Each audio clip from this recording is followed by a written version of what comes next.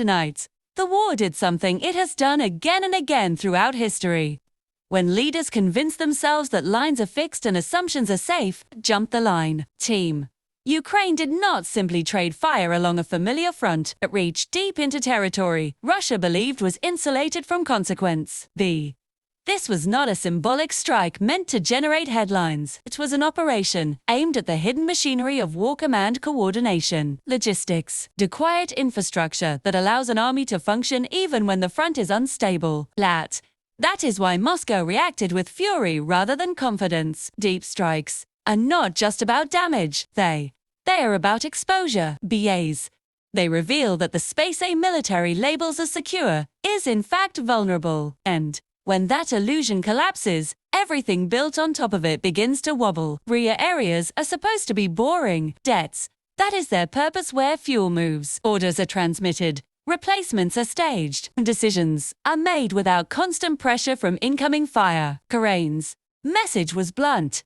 Russia's rear is no longer boring. It is reachable. And that forces immediate, costly adjustments. This moment did not appear out of nowhere.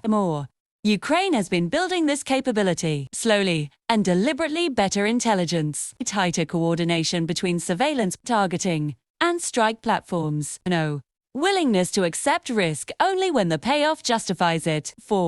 What we are seeing now is the result of that effort finally crossing a threshold. The significance is not just what was hit, but what Russia must now protect.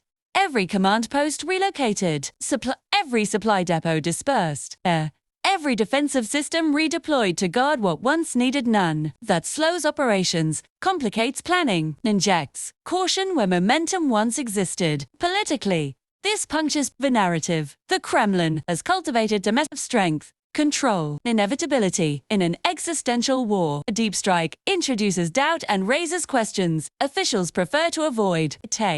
At the same time, retaliation is not free.